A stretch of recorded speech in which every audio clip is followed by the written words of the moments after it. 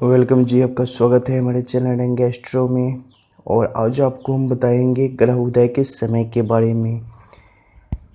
जैसे कि आप जानते हैं कि हर एक जातक के खास ग्रह प्रधान से संबंधित जातक होते हैं, ठीक है। तो उसमें आपके हाथों में जो सबसे अच्छी स्थिति में, सबसे उभरी हुई स्थिति में और सबसे अच्छी अवस्था में जो आपके माउंट होते हैं वे और उनसे संबंधित आपका स्वभाव और आपके क्रियाकलाप उम्र भर आपके साथ जुड़े रहते हैं, ठीक है। तो जैसे कि आप मान लो कि अगर मैं इस क्षेत्र को ले लूँ, ये बुध का क्षेत्र है, ठीक है। तो बुध के क्षेत्र बहुत ही निश्चल और बहुत ही अच्छी अवस्था में है, ठीक है।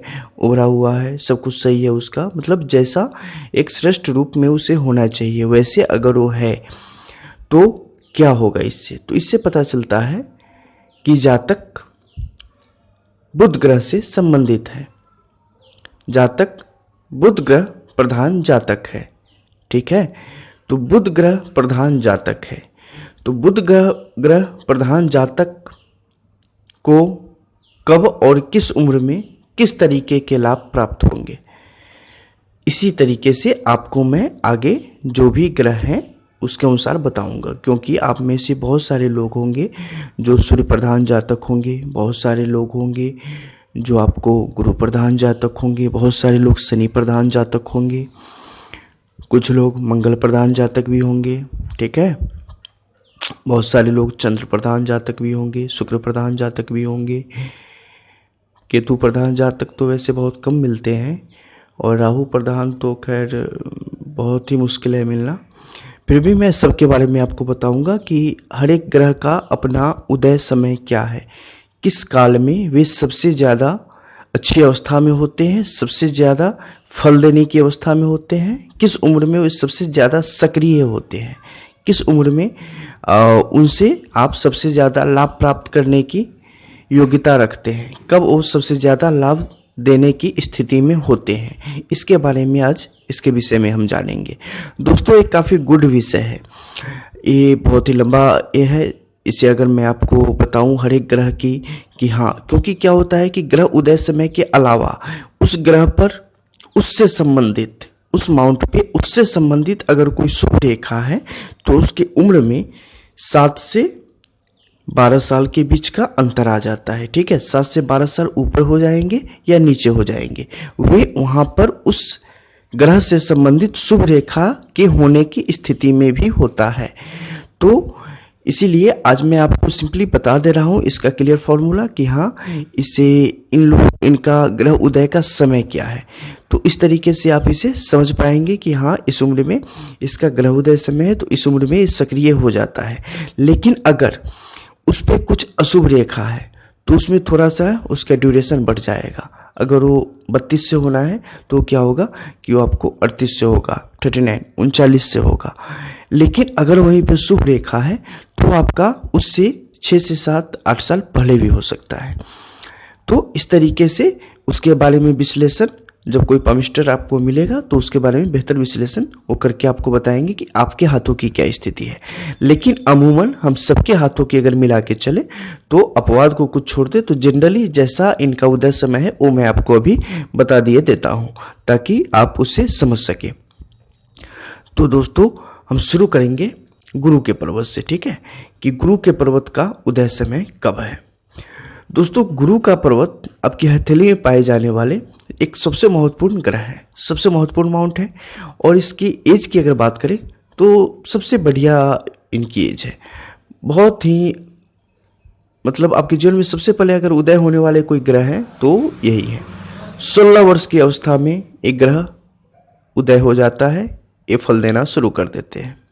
इनका उदय काल यही है, इसी समय ये अपना पूरा प्रभाव देना छोड़ना शुरू कर देते हैं। जिस उम्र में, अगर 16 की उम्र में जातक के यहाँ पर शुभ निशान है तो ये कम से कम 7.5 साल का राजयोग देते हैं।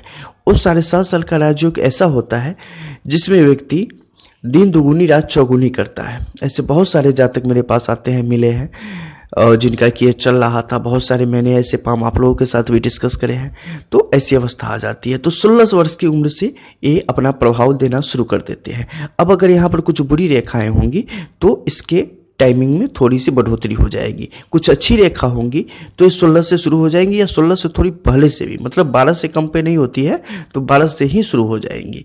ऐसी स्थितियां बन जाएंगी। इसके बाद अगर शनि की बात करें तो क्या होगा दोस्तों? शनि की थोड़ी सी ड्यूरेशन लंबी है। शनि में आपको थोड़ा सा वेट करना पड़ता है, क्योंकि इनकी जो उदय काल है, इनका जो उदय समय है वो 36 है। 36 की उम्र से एक पूर्ण रूप से उदित हो जाते हैं। तो इस उम्र में जातक के साथ बहुत सारी सुखद घटनाएं होती हैं। जातक पूर्ण रूप से अपने आप पे आ जाता है, अपने भरोसे पे आ जाते हैं, वो अपनी बिजनेस पे, अपने जॉब पे उनका पूर्ण अधिकार हो जाता है। तो ऐसी संभावनाएं हो जाती हैं। अब यहाँ पर कुछ अशुभ रेखाएं हो तो इसमें थोड़ी सी ड्यूरेशन आपकी बढ़ जाएगी 7 से 8 साल की, या अच्छी हो तो 7 से 8 साल की घट जाएगी, ठीक है, ये 25 पे आ जाएगी। तो इसी तरीके से आप शुभ अशुभ रेखाओं के अनुसार इसे देख सकते हैं।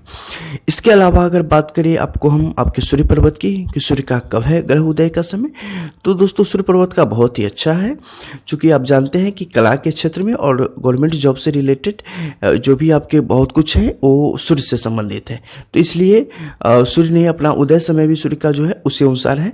22 वर्ष की उम्र है जब व्यक्ति बालिग हो जाता है, उसी समय सक्रिय अवस्था में आ जाते हैं।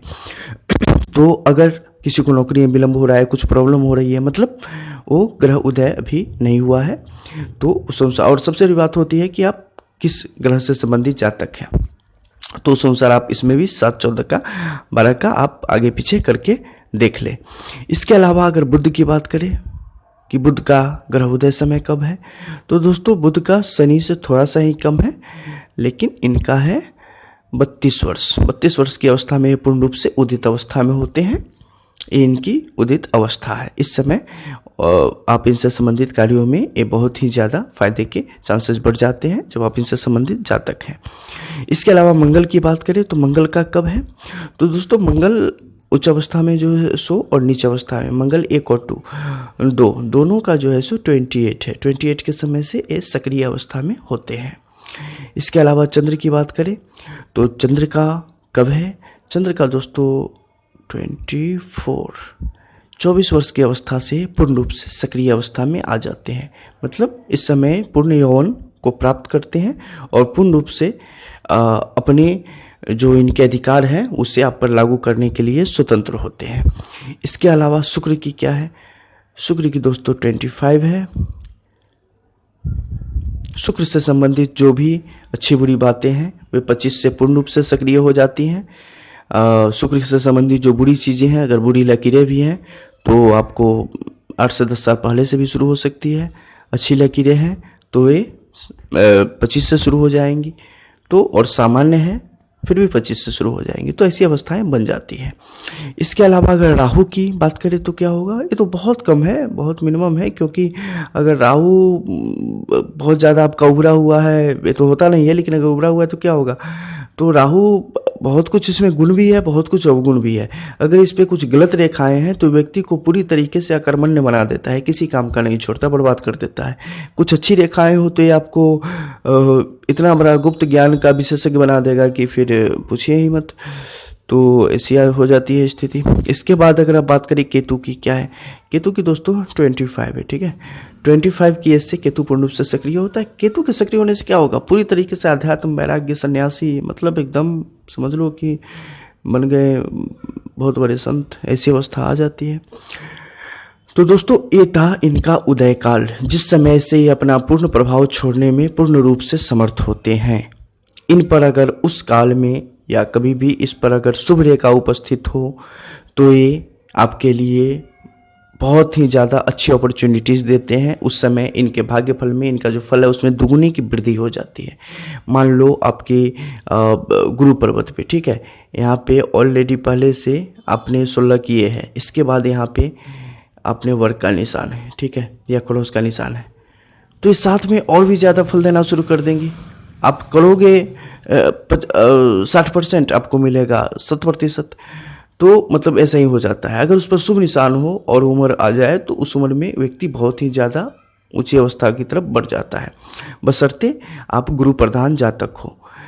शनि की, आप अगर शनि प्रधान जातक हो 36 की उम्र से, अगर इस पर शुभ रेखाएं मौजूद है तो ये 36 से पहले भी मान लो 26 से शुरू हो जाएंगी। अशुभ रेखाएं मौजूद हो तो 36 से नहीं 46 से शुरू होंगी।